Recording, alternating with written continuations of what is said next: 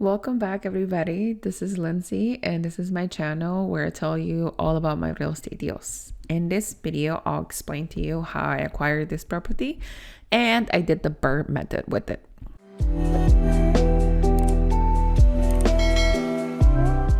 So, what is BRRRR? And I broke down this on my last video. So if you haven't checked my other videos, please go check them out.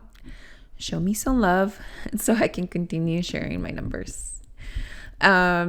This is the property I bought in April of this year. This is a brick house. This is a 2-bedroom, 1-bath, a little over 1,000 square feet in Gary, Indiana. And if you haven't heard of me before, I invest out of state. I live in California and I invest in Indiana, Northwest, actually, Gary, Indiana. So I've been listening to Bigger Pockets. I belong to a community called One Rental at a Time, and I've been buying houses, a couple houses for the last 2 years at this point, through conventional financing. And if you know about conventional financing for an investment property, you have to put 20% down. So if a property is $100K, you have to put 20K down. And what was so exciting about the BRRRR method is the possibility of recycling your money. What does that mean? So BRRRR stands for buy, rehab, rent, refinance, and repeat.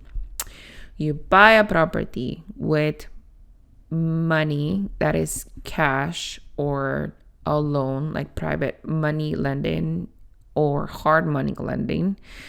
You buy this property, you force value into through rehabbing. You obviously have to buy it at a severe discount in order for you to numbers work. So for example, this property, I was able to purchase it for $35,000. So when I purchased it, I knew this property had to have rehab done.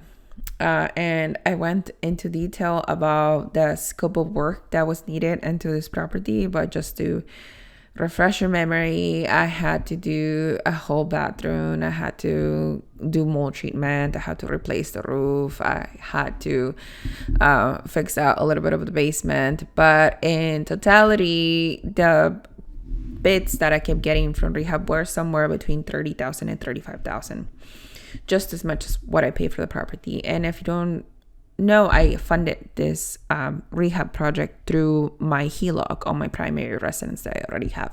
So I was borrowing money from this line of credit.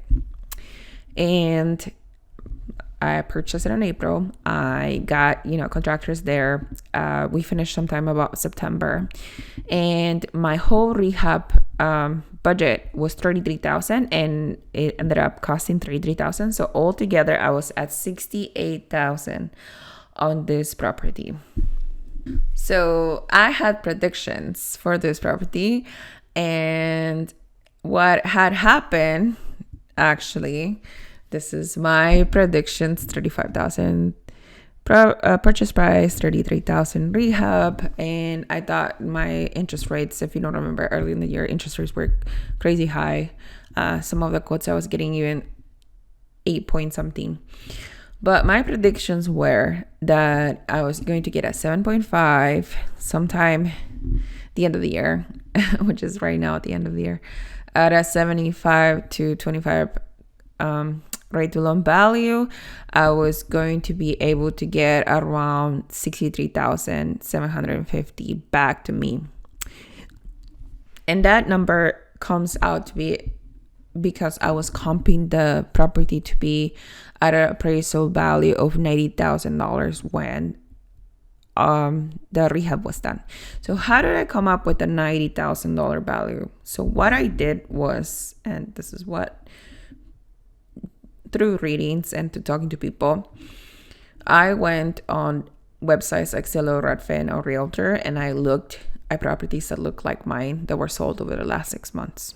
So brick houses that were 2-bedroom and 1-bath, and that were sold over the last 6 months, they were like my property. So 1,000 square feet or 200 over 200 under square feet. And that, but coming back was to the $90,000 comp. So I did that comp. So with that, I would be getting back somewhere around the lines of $62,000, which will leave in the deal. Since I spent 68, I will leave in the deal something in the vicinity of $4,000 to $5,000, which I thought was okay because the interest rates are high. I would get most of my money back. There would be some cash flow because the estimated rent was $1,100. There would be some cash flow, $200 after all expenses paid, and after leaving for $4,500 in the deal, then my cash on cash return was like 60%. So I was okay with doing that because at the end of the day, I was able to purchase a house for $4,500. So think about it how you want to think about it. Some people do BRRRR for profit, and at this time, I just wanted to prove the concept of BRRRR. But what happened through my rehab is that I finished the rehab somewhat in September. In October, tenant moved in, a Section 8 tenant that was paying $1,100 a month. And unbeknownst to me, the tenant had been slowly moving in over the month of October. So at the time, the tenant was not living in the property. They were like moving things back and forth. I was talking to banks to cash out of this property. And what happened 3 days before the appraisal came up, there was an electrical fire in the house. So this definitely wasn't a stressful time to me. I think it was towards the end of October. I got a call from my property manager saying there's an emergency, call me back ASAP. So I called them back. They told me there was a fire, and immediately I'm like, is everybody okay? Is everybody okay? What happened? They told me like nobody was actually at the property. They explained to me the tenant had been moving in slowly and nobody was in the property. There's some damage in the kitchen, and the fire department went in and put the fire out before it like went to any other room. But that was a big load of my back because obviously I did not want anybody or anything to be hurt. So immediately I was like a little bit of a relief. There was a fire, yes, but nothing really major happened. Everybody was safe. So that was so stressful. But like this is real estate, this is real life, so these are things that could happen, and in my case the worst happened. So I think me sharing this experience lets you know that nothing is going to go perfect. Everything, you just have to be prepared for worst case scenarios. And honestly, the real estate business it's risky, and you are taking on and assuming risk. So the point of this video is to let you know that nothing goes according to plan. But so this happened 3 days before my appraisal, right? So I was trying to get some money back out of the deal. Everybody was safe. So my tenant was able to move then into temporarily to a hotel. We had to refund her deposit and the money that she had paid already for first month rent and all of that. And that was quick and easy because obviously we're just going to give everything back to her. This was a Section 8 tenant. So she was able to get a different house through my property manager with her voucher. So comes out to what the second rehab of this property came up to be. The fire was contained to just the kitchen area. So we had to fix drywall, the roof of the kitchen area. So the fire department came back from the report. There was some faulty wiring on top of the kitchen lighting, and We went through an inspection and we found out that wiring was not tested on top of the kitchen because of insulation and how the wiring was there. Anyways, we didn't want to take a chance. I didn't want to take a chance, so I rewired the whole house. I did not want to have this happen again, so I spent a lot of money, $11,000 to be exact, to rewire the house, to repair all of the drywall, to repair all of the damage that was done, not only by the fire, but the water that was used to put up the fire. Yes, so an additional $11,000 were put into the deal. So if you remember, 68 purchase price, rehab 68,000 plus, and 11,000 secondary rehab to the fire. So all in, I'm at $79,000 onto this deal. And my bank was able to accommodate because this was an unforeseen thing. The fire was an unforeseen thing. So they were able to say, you know what, we'll just let you fix the house. You let us know when you're done, and then we'll come reappraise the house. And I was so happy about that because everything had gone wrong. And now I was just trying to recoup some money out and pay back my HELOC. So 2-3 weeks after the fire happened, we were able to rewire the house, finish the repairs. Appraisal came back in. This was early in November. And the house appraised for a whooping $150,000. So I was over the moon. Not only the whole stress that I had to go through for the last, 3 weeks, thinking about like what could have happened, somebody could have been hurt, and all of the things that I had to do to like get a contractor to fix up the house, rewire the house, talk to my property manager daily. I'm like, okay, wow, like that house really appraised really, really good for what I was comping, which makes me think I have to work on my comping ability skills because that was a total mess for me. And so I had all of this equity in the house to see what I could do next. And now at this point, I'm going to tell you what I did next. But again, purchase price was $35,000, rehab $33,000, an additional $11,000 was put into the house. So $79,000 altogether. I definitely wanted to take as much money as I could without making it a house that's eating away my cash flow. So what I came up with after talking to many investors, saying technically I could take off 75% of 150K. So what is that? 150 times 0.75. I could get $112,000 out of the property. And that's my 79 plus an additional $20,000. But that will make my property be in the negative. So I would not be able to cash flow out of the property at all. Yes, I will make a little nice cushion of $20,000, but I had to take into mind the interest rate. So at the time, I was being able to get at 7.25% interest rate. And what I ended up doing was taking the most amount of money that I would be able to pay back my full investment.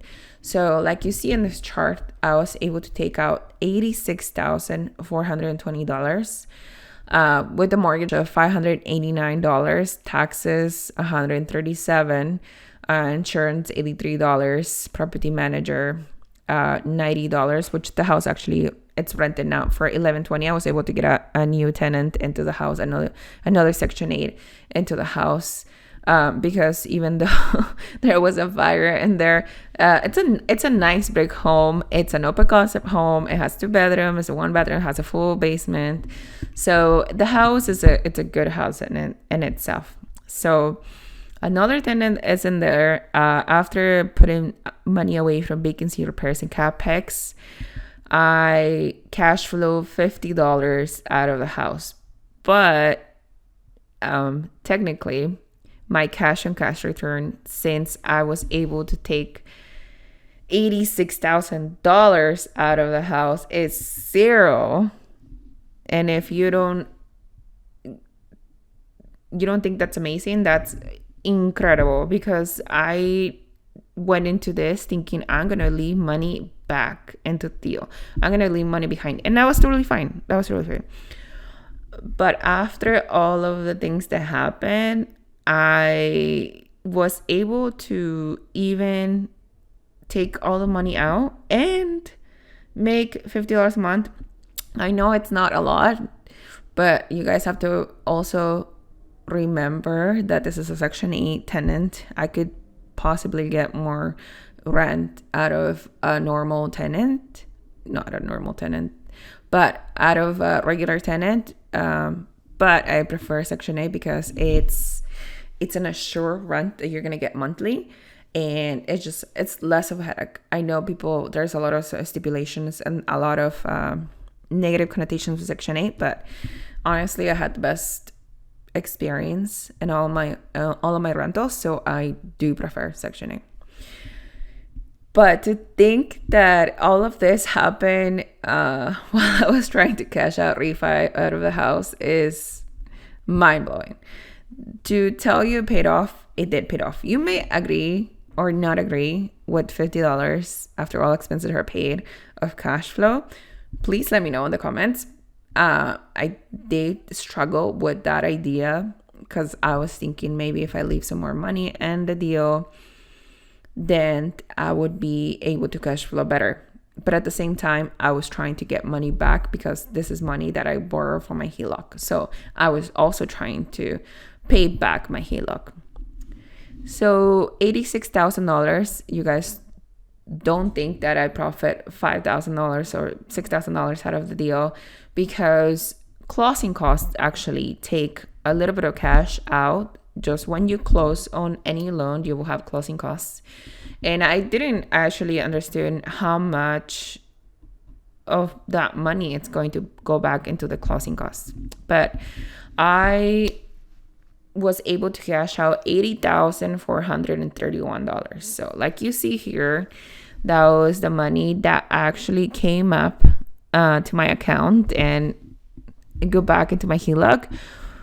But many lessons learned for sure. If you want to talk about this deal, if you want to hear more about my BRRRRs or any other houses that I'm purchasing, please reach out to me, comment on this video, like this video, or just email me. I'm more than happy to answer any other questions. And if you have any advice for me, I am learning, I'm in the process, and this is just my journey. And hopefully I was able to give you some insight on how real estate works and how BRRRRs actually you're able to disburse on this time of age and even under this high interest rate times too. Things I learned that seasoning period is 6 months, and if you found a bank that the seasoning period is less than 6 months, please let me know, because I want that too. 6 months to have your money locked up, it's a long time. And I'm in the process of trying to get closer to smaller banks so I can have more of a relationship to see if that's possible. I always hear from Bigger Pockets that you can find banks that don't need a 6 month seasoning period. But we'll see. I'm learning as I grow. And then closing costs will eat your cash back. And yes, closing costs will eat your cash back. But at the same time, there is a cost to do this kind of loans. But for sure, worth it 100%. This is almost the end of the year, and I am maybe 7 months out of this deal. I was able to pay back my HELOC, and it's exciting times because I can do this over and over again and recycle the same money. And please let me know what you think, and I'll see you in my next video. Bye.